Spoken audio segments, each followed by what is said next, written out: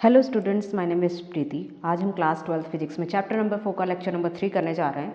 इस लेक्चर में आज जो मुझे कवर करना है वो है न्यूमेरिकल। ये सारे न्यूमेरिकल जितने भी हैं बहुत इंपॉर्टेंट न्यूमेरिकल हैं। इस आपके प्रीवियस ईयर एग्जाम्स में पूछे भी जा चुके हैं, कुछ न्यूमेरिकल्स रिपीट भी होते हैं। ठीक है, तो मैं उन सारे न्यूमेरिकल्स को आज कवर कर लूँगी। ठीक है, तो फर्स्ट न्यूमेरिकल हम करने जा रहे हैं। This is my first numerical. What is given? This is a square, ठीक है, ऑफ अ साइड 2a। ठीक है, square of side 2a, a b c d, and current is flowing I in all the sides. Just a minute. All the sides, this is I, and from the center the distance is a. ठीक है, what you have to find? You have to find the magnetic field at the center of square. ठीक है, अच्छा, मुझे इसके centre पे निकालनी है। तो सबसे पहली चीज आप ये देखिए कि अगर मुझे इसके सेंटर पे निकालनी है, ये आपका कोई सेंटर पॉइंट है O।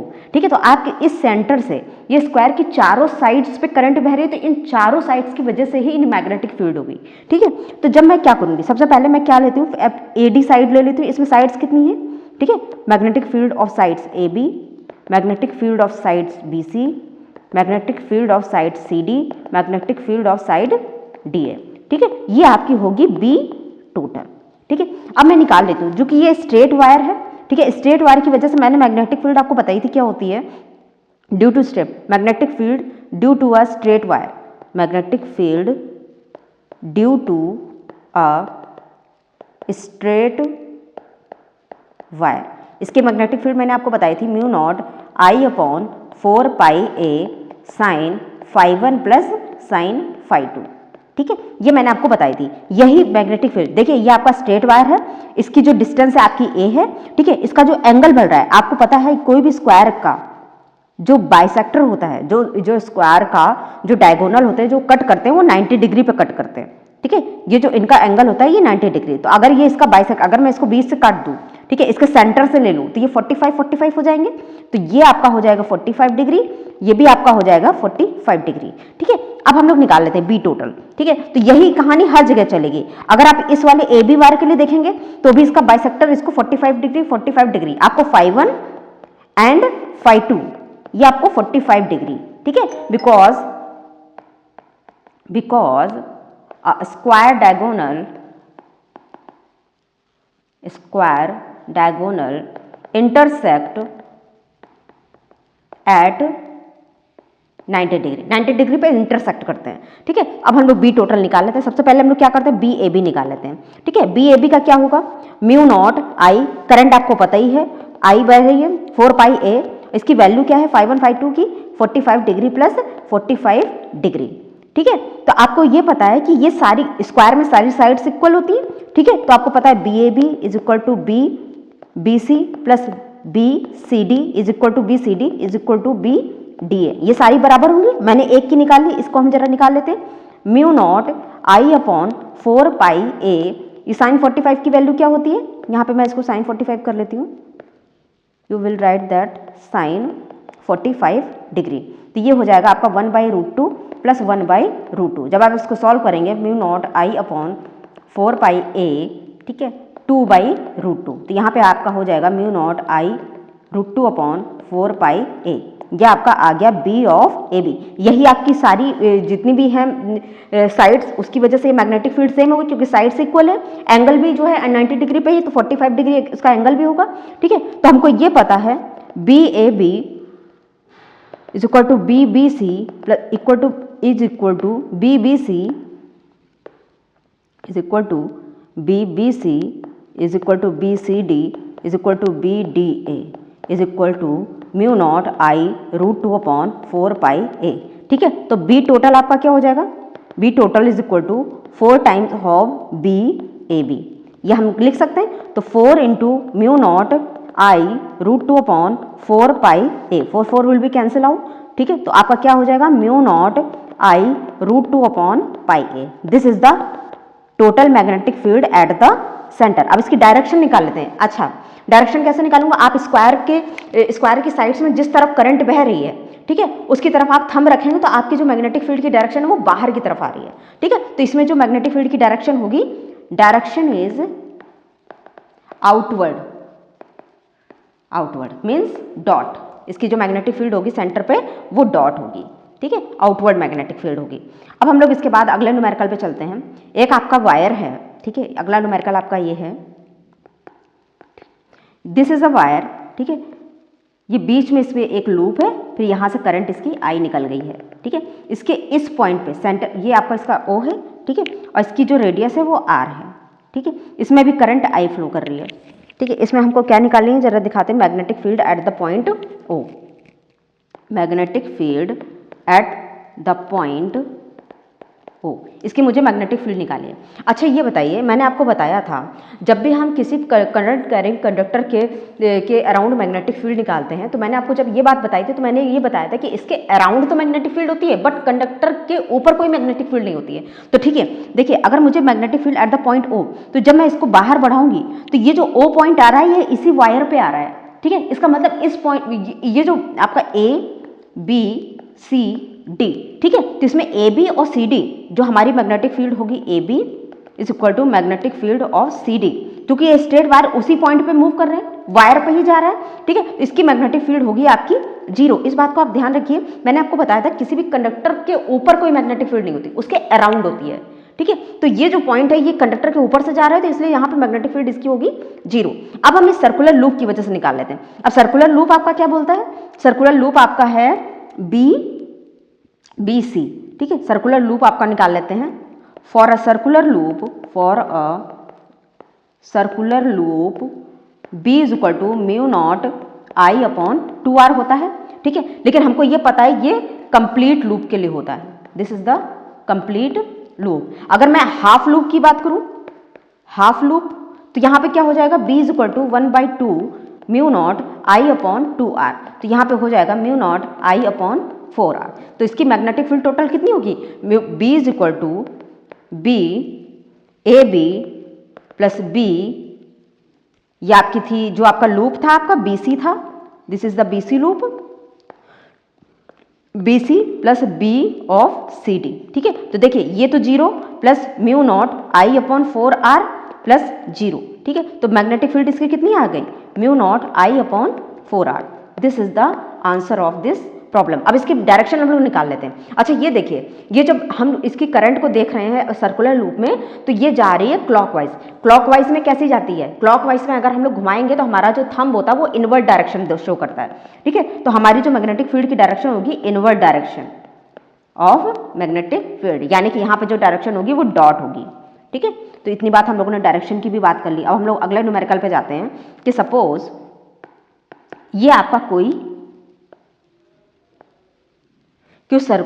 सर्कल है, उसका इतना पार्ट मैंने कट कर लिया है, ठीक है, इसके बीच का एंगल थीटा है, इसमें करंट जो फ्लो कर रही आई और इसकी रेडियस है r, ठीक है। हमको क्या निकालना है, find the magnetic field at O point, ठीक है। अच्छा ये बताइए, जब अगर मुझे मैग्नेटिक फील्ड निकालनी होगी तो सबसे पहले मैं क्या करूँगी, मैं इसका छोटा सा डीएल पार्ट कट कर लूंगी और यहाँ सेंटर से इसको ज्वाइन कर लूंगी, ये r डिस्टेंस पे है, ठीक है, इसके करंट की डायरेक्शन क्या है, इधर है, ठीक है। तो मैं जो इसका अगर बायोट सेवर्ट लॉ लगा देंगे तो कैसे निकालेंगे, बायोट सेवर्ट लॉ, ठीक है, बायोट सेवर्ट लॉ निकालेंगे तो हमने क्या बताया था, dB is equal to mu not upon 4 pi I dl sine theta upon r square, ठीक है। अब ये बताइए कि साइन थीटा किसके बीच का एंगल था, वो dl और r के बीच का था, तो dl और r के बीच का एंगल कितना है, ये आपका है 90 डिग्री, तो साइन थीटा अगर आपका 90 डिग्री है तो साइन 90 आपका कितना हो जाएगा, यहाँ पे जस्ट अ मिनट, आपका साइन 90 यहाँ पे हो जाएगा, साइन 90 इज इक्वल टू 1 हो जाएगा, जस्ट बिकॉज, क्यों होगा sine 90, because dl is perpendicular to r vector, ठीक है, इस वजह से इसका साइन 90। तो dv हमारा क्या हो जाएगा, mu not upon 4 pi I dl upon r square, ठीक है। अच्छा ये बताइए, स्मॉल r तो आपका रेडियस के बराबर r, तो यहाँ पर dv is equal to mu not upon 4 pi I dl upon capital r square, ठीक है। अब मैं क्या करूंगी, अगर मुझे टोटल मैग्नेटिक फील्ड निकालनी है तो मैं इसको इंटीग्रेट कर दूंगी, ठीक है। इंटीग्रेशन की मुझे पता है कि ये जो कि आपका लूप है, ठीक है। तो इसको जब इंटीग्रेट करूँगी तो b is equal to integration of D B is equal to integration of mu not upon 4 pi I D L upon capital R square. इसमें जितनी कांस्टेंट वैल्यू सारी बाहर आ जाएंगी इसमें, तो इसमें बाहर आएगा mu not upon 4 pi I upon R square integration of D L. ठीक है, तो ये आपकी मैग्नेटिक फील्ड है। अब मुझे क्या करना है, मुझे सिर्फ इंटीग्रेशन करना है डीएल का। डीएल है क्या, आप ये देखिए, ये हमने आपको बताया था थीटा इज इक्वल टू ये आपका जो भी आर्क है, आर्क अपॉन लेंथ। ठीक है, तो लेंथ आपका आर है, तो जो आपकी आर्क आई है वो कितनी है, वो है आर थीटा। तो जब अगर आप इस आर्क का इंटीग्रेशन करेंगे तो किसके बराबर आएगा, अगर आप इस आर्क सर्कुलर आर्क को जब आप इंटीग्रेट करेंगे तो थीटा आर के बराबर आएगा। ठीक है, तो मैं इसको थीटा आर के बराबर पुट कर लेती हूँ। ठीक है, just because theta is equal to arc upon radius. ठीक है, तो arc is equal to R theta. ठीक है, तो ये जो डीएल है ये आपकी आर्क ही तो है। ठीक है, तो इस आर्क को हम लोग लिख सकते हैं इस तरह से, तो हम लोग यहाँ पे इसको लिख लेते हैं mu not upon 4 pi I upon R square, DL R का हो जाएगा theta into R, R will be cancel out, mu not upon 4 pi R I theta. ये आपकी मैग्नेटिक फील्ड हो जाएगी किसी सर्कुलर आर्क की वजह से। ठीक है, अब हम एक बात आपको बताना चाह रहे हैं कि जैसे अगर थीटा है, इसको ये डिग्री में होगा, आपको इसको रेडियन में चेंज करना पड़ेगा तब आपकी वैल्यू आएगी। तो b is equal to mu not upon b is equal to mu not upon 4 pi R I theta. ठीक है, ये आपकी वैल्यू है किसी सर्कुलर आर्क की वजह से। सपोज अगर 60 डिग्री आपकी थीटा की वैल्यू दी हुई है, तो 60 इंटू पाई बाई 180 आप जब करेंगे तो ये आपका आ जाएगा पाई बाई 3 रेडियन। ठीक है, इसी तरह अगर आपको 45 डिग्री दिया हुआ है या सपोज 30 डिग्री दिया हुआ है, तो आपका हो जाएगा 30 into pi by 180 is equal to pi by 6 radian. ठीक है, इस तरह आप किसी की भी वैल्यू निकाल सकते हैं। एक क्वेश्चन हम लोग इस पे बेस्ड कर लेते हैं। ठीक है, एप्लीकेशन इसका कर लेते हैं कि इसको अप्लाई कैसे करना है, एप्लीकेशन। ठीक है, एक आपका सर्कुलर आर्क है, इसमें करंट जो बह रही है वो एंटी क्लॉकवाइज बह रही है। ठीक है, ये 2A एम्पेयर की करंट बह रही है, इसके बीच का जो एंगल बाइसेक्टर है वो है 60 डिग्री। ठीक है, इसकी जो रेडियस आपको गिवन है वो 1 मीटर की रेडियस है। ठीक है, तो magnetic field at a point O आपको निकालनी है, magnetic field at a point O। ठीक है, ये आपको निकाल लेते हैं हम लोग, हमको फॉर्मूला पता है। ठीक है, फॉर्मूला आपका क्या था, b is equal to mu not I upon 4 pi R theta. Theta आपका 60 डिग्री है। ठीक है, मैंने अभी आपको बताया था ये आपका हो जाएगा पाई बाई 3 रेडियन। ठीक है, इसको आप पुट कर लीजिए। करंट आपकी कितनी, म्यू नॉट अपॉन 4 पाई कितना हो जाएगा 10 टू द पावर माइनस 7, आई आपकी 2 है, रेडियस आपकी 1 मीटर है, ये कितना हो जाएगा पाई बाई 3। ठीक है, इसको जब आप कैलकुलेट करेंगे तो यहाँ पे 1 मिनट, जब आप इसको वैल्यू को ना भी रखें तब भी आप इसको सॉल्व कर सकते हैं। हम इसको ऐसे सॉल्व करते हैं, mu not upon 4 pi I upon R pi by 3, तो pi pi will be cancel out. ठीक है, आई की वैल्यू 2 रख देते हैं। ठीक है, यहाँ पे जब आप इसको रखेंगे तो mu not I upon 12 R, ये आपकी magnetic field at a point O आ गई आपकी। ठीक है, अब ये मैग्नेटिक फील्ड होगी कैसी, ठीक है, जब मैं इसको एंटी क्लॉकवाइज घुमाऊंगी तो करंट मेरी कैसे आएगी, आउटवर्ड आएगी। ठीक है, तो ये हमारी आएगी outward current, outward magnetic field. इसकी वैल्यूज को भी लिख लेते हैं, 4 pi into 10 to the power minus 7 into 2 upon 12 into 1। ठीक है, इससे भी आप सॉल्व करके निकाल सकते हैं, लेकिन आप इतना भी रख देंगे तो भी कोई प्रॉब्लम नहीं है। ठीक है, इसको सॉल्व करते हैं, जैसा आपके एग्जाम में हो वैसा आप सॉल्व करिएगा इसको। मैग्नेटिक फील्ड की डायरेक्शन आपकी आउटवर्ड होगी। ठीक है, अब हम लोग इसके आगे नेक्स्ट क्वेश्चन पे आते हैं। ये क्वेश्चन और है, ये भी बहुत इंपॉर्टेंट है, आपके एग्जाम में ये भी आ चुका है। ठीक है, इसको भी हम लोग कर लेते हैं। ये आपका कुछ एक लूप है।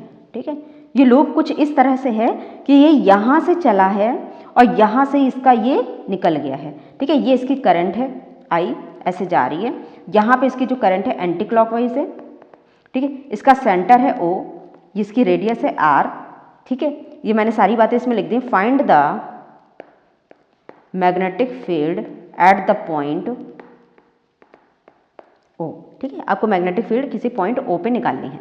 ठीक है, इसको हम लोग कैसे निकालेंगे, अच्छा ये बताइए, सर्कुलर लूप की वजह से मैग्नेटिक फील्ड हम लोग क्या लिखते हैं, magnetic field at the center of circular loop, circular loop. इसकी क्या मैग्नेटिक फील्ड होती है, B is equal to mu not I upon 2r, ये इसकी सर्कुलर लूप की वजह से होती है। अच्छा ये बताइए करंट इसकी कैसे एंटी क्लॉकवाइज डायरेक्शन है तो इसकी कैसी होगी, आउटवर्ड होगी, आउटवर्ड डायरेक्शन होगी, इसकी डायरेक्शन भी आउटवर्ड होगी। ठीक है, अब हम लोग बात करते हैं वायर। अच्छा वायर आपका लॉन्ग है, ये वायर आपका लॉन्ग है, लॉन्ग मीन्स इनफाइनाइट वायर है। ठीक है, अगर ये इनफाइनाइट वायर है तो इसकी वजह से मैग्नेटिक फील्ड क्या होती है, इनफाइनाइट वायर की वजह से। देखो ये तो आ गई आपकी सर्कुलर लूप की वजह से, ये आपकी स्ट्रेट वायर की वजह से हम लिखने जा रहे हैं mu not I upon 2πr। ठीक है, अच्छा ये देखिए अगर आपकी करंट इधर जा रही है, ठीक है, तो मैग्नेटिक फील्ड आपकी कैसी होगी, उस पॉइंट पे बाहर की तरफ होगी। यहाँ पे भी आपकी जो डायरेक्शन आ रही है मैग्नेटिक फील्ड की वो आउटवर्ड आ रही है। ठीक है, अब जब सेम डायरेक्शन में मैग्नेटिक फील्ड होती है तो दोनों तो ऐड हो जाती है, तो टोटल मैग्नेटिक फील्ड क्या होगी, B circular plus B of straight wire. ठीक है, स्ट्रेट वायर की वजह से, तो ये इसकी सर्कुलर की वजह से क्या है, mu not I upon 2r plus mu not I upon 2πr। ठीक है, ये इसकी होगी। इनको ऐड कर देते हैं क्योंकि आप लोग वेक्टर क्वांटिटी हैं, दोनों मैग्नेटिक फील्ड एक वेक्टर क्वांटिटी होती है उनको, और जब सेम डायरेक्शन में है तो उनको ऐड करना पड़ता है। इसमें हम लोग जो भी कॉमन पार्ट है उसको बाहर निकाल लेंगे, mu naught I upon 2r 1 + 1 upon pi. ठीक है, बी वेक्टर। ठीक है, तो ये इसकी वैल्यू आ गई, आपने इसकी फाइंड आउट कर, और ये होगी कैसे, ये टेस्ला में होगी आपकी वैल्यू। ठीक है, this is the value of Tesla. इसकी जो है यूनिट होती है टेस्ला होती है, इसकी गॉस भी होती है, लेकिन गॉस एक सीजीएस यूनिट होती है। ठीक है, तो इस तरह से आप 1 टेस्ला भी आप लोग जानते हैं 10⁴ गॉस के बराबर होता है। अब हम लोग एक क्वेश्चन अगला करने जा रहे हैं, ये आपका सीबीएसई में कई बार रिपीट हो चुका है, इसको बहुत अच्छे से कर लीजिए, इसको प्रैक्टिस कर लीजिए, इसको समझ लीजिए कि कैसा भी क्वेश्चन घुमा दे आपको करके ही आना है। ठीक है, ये आपका सीबीएसई में रिपीटेड क्वेश्चन है, सीबीएसई रिपीटेड। ठीक है, ये आपका सीबीएसई रिपीटेड है, ये वेरी इंपॉर्टेंट लगा दीजिए, very raise to power infinity. ठीक है, इसमें आपको क्या गिवन है, जैसे ये आपके पास 2 सर्कुलर रिंग हैं। ठीक है, ये सर्कुलर रिंग कुछ इस तरह से पड़ी हुई है, कुछ इस तरह से। इसमें जो करंट है आपकी, जस्ट ए मिनट, ये आपकी सर्कुलर रिंग है, यहाँ पे इनकी रेडियस आपको, ये सेंटर है, ये दोनों का कॉमन सेंटर है। ठीक है, इस वाले ये जो रिंग आपकी है इस पे जो करंट बह रही है वो √3i है, और इस पे जो करंट बह रही है वो I करंट बह रही है, और दोनों का कॉमन सेंटर है, और इनकी रेडियस आपकी r है। ठीक है, इतना आपको गिवन है क्वेश्चन में, ये आपका पॉइंट O है। ठीक है, इसके इन दोनों की रेडियस आपको r गिवन है, और हमको निकालनी है magnetic field at the point O। Find magnetic field at the point O। ठीक है, magnetic field at the point O की वजह हमें निकालनी है। ठीक है, अब हम क्या करेंगे, सबसे पहले आप सर्कुलर रिंग देखिए। जब आप सर्कुलर रिंग में देखेंगे तो ये जो करंट आपकी बह रही है, जब आप नीचे वाली, ये सपोज ये आपकी पहली, ये सेकंड रिंग है आपकी, और ये वाली आपकी फर्स्ट रिंग है। तो फर्स्ट रिंग में आप देखिए जब ये करंट अंदर जा रही है तो अभी मैग्नेटिक फील्ड कैसी जा रही है, मैग्नेटिक फील्ड में थंब आपका किधर की जा रहा है, ये आपका बाहर की तरफ जा रहा है। ठीक है, तो आप यहाँ पे इसकी मैग्नेटिक फील्ड अपने आराम से लिख सकते हैं। ठीक है, सबसे पहले आप जब इसकी मैग्नेटिक फील्ड लिखेंगे तो एक तो इसकी मैग्नेटिक फील्ड ये फर्स्ट रिंग की वजह से आ रही है, ये इस तरफ B1, और B2 ये जो सेकंड रिंग है, इसकी जब हम लोग इधर करें तो ये आपकी जा रही है ऊपर की तरफ।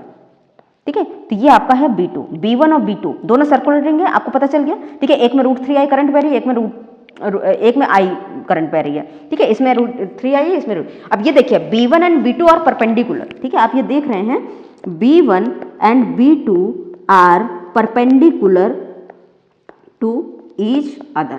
अब B1 और B2 हम लोग निकाल सकते हैं, किसी सर्कुलर रिंग के सेंटर पर हम लोग मैग्नेटिक फील्ड लिखना जानते हैं। ठीक है, किसी भी सर्कुलर रिंग के सेंटर में जब हम मैग्नेटिक फील्ड लिखें तो B1 = mu not I upon 2r ये होती है, और जो जिसमें √3i करंट बह रही है mu not √3i upon 2r, ये B2 हो गया। अब चूंकि ये दोनों परपेंडिकुलर पड़े हुए हैं, ठीक है, परपेंडिकुलर में मुझे पैरेललोग्राम वाला निकालना है वेक्टर, क्योंकि B1 और B2 ये दोनों वेक्टर क्वांटिटी है।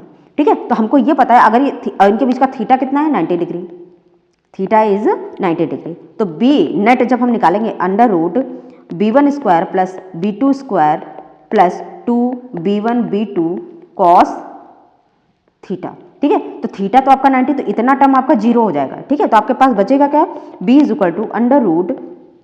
√B1² plus B2²। Net magnetic field, net magnetic field इसके सेंटर से जाएगी B नेट। आपको वेक्टर फॉर्म में कैसे ऐड करना है ये आपको पता है। B = mu not I upon 2r का whole square plus mu not I √3 upon 2r का होल स्क्वायर। ठीक है, तो जब आप इसको बाहर निकालेंगे तो √mu not square I square upon 4r square 1 plus 3, ये आपका 1 प्लस 3 बाहर चला जाएगा। ठीक है, जब आप इसको सॉल्व करेंगे तो under root of mu not square I square upon 4r square into 4, तो 4 विल बी कैंसल आउट। ठीक है, तो म्यू नॉट स्क्वायर आपका ये सब आपको बाहर आ जाएगा, तो mu not I upon R. ठीक है, जब आप इसको बाहर निकालेंगे तो mu not I upon R, ये आपकी नेट मैग्नेटिक फील्ड आ जाएगी। ठीक है, अच्छा अब ये बताइए, ये जो मैग्नेटिक फील्ड आपने निकाली, ये जो नेट, ठीक है, ये B1 के साथ कितना एंगल, ये आपका अल्फा होता है, आप अल्फा भी निकाल सकते हैं, tan alpha is equal to B2 by B1 होगा, तो tan alpha is equal to B2 by B1। जब B2 बाई B1 आप करेंगे तो यहाँ पे आपका कितना आ जाएगा, tan alpha is equal to B2 की वैल्यू आपकी क्या है, B2 की वैल्यू है mu not I root 3 upon 2r, mu not I root 3 upon 2r, mu not I upon 2r। B1 और B2 की वैल्यू जब मैंने रखी तो ये सब कैंसिल आउट हो जाएगा, तो tan अल्फा अगर आपका आ जाएगा tan alpha is equal to root 3। ठीक है, तो alpha is equal to 60 degree. ठीक है, तो जो आपकी जो नेट मैग्नेटिक फील्ड हो गई तो B1 से कितना एंगल बना रही है, वो 60 डिग्री एंगल बना रही है। ठीक है, ये न्यूमेरिकल आपका बहुत इंपॉर्टेंट है, इसको आप बहुत अच्छे से प्रैक्टिस कर लीजिए। ठीक है, तो आज के लिए सिर्फ इतना ही। If you like this video please share and subscribe. Thank you.